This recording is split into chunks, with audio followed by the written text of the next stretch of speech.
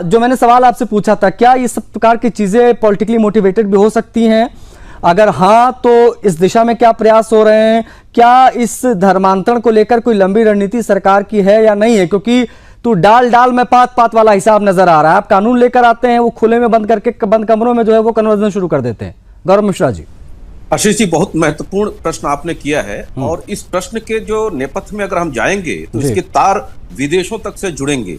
और आपने देखा कि इस तरह से बांग्लादेश में रिजिम चेंज हुआ या फिर नेपाल में हुआ या फिर श्रीलंका में हुआ, तो कहीं ना कहीं इसकी जो लीनियज है वो बहुत ऊपर तक जाती है। और विदेशों में बैठे जो आका हैं, जो लोकतांत्रिक देशों में अपने हिसाब से कठपुतली सरकार चलाना चाहते हैं, वो इस तरह के सिविल सोसाइटीज को जन्म देते हैं और बाकायदे एनजीओ के माध्यम से इस तरह के कुत्सित खेल खेलते हैं। जैसे वर्ल्ड विजन नाम की संस्था जिसको चलाता था, जिसका एक प्रमुख व्यक्ति था राधाकांत नायक, जो सांसद हुआ करता था कांग्रेस पार्टी का, और वो 1962 बैच का आईएएस अधिकारी भी था।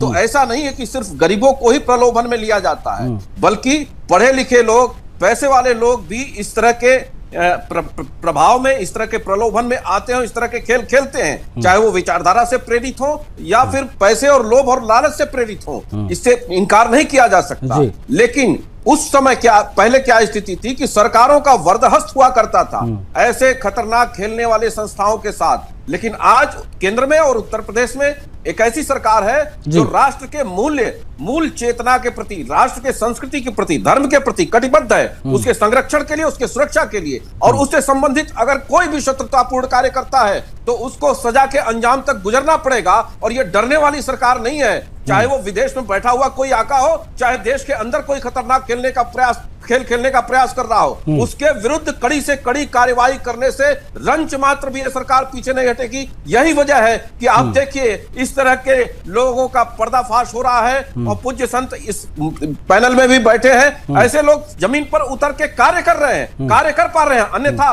उस समय आप देखिए 2008 में लक्ष्मणानंद जी की बेरहमी से 25 लोगों ने AK-47 से हत्या कर दी, वो भी जन्माष्टमी के रात को हत्या कर दी, त्योहारों पर हत्या कर दी। इसी त्योहार पर दीपावली के अवसर पर हमारे शंकराचार्य जी को जेल में बंद कर दिया गया। ये किस तरह का खेल इस देश में खेला जा रहा था, आज अब वो नहीं हो सकता इस देश में। ये मैं आपको स्पष्ट तौर पर कह सकता हूं, क्योंकि देश का हिंदू समाज, देश का मूल जो राष्ट्रीय समाज है, जो इस देश की संस्कृति में अपनी आस्था रखता है, वो इस तरह की चीजों को अब बर्दाश्त नहीं करेगा। देश के अंदर चेतना एक आ चुकी है और सरकार उसके साथ कदम से कदम मिला रही है। कानून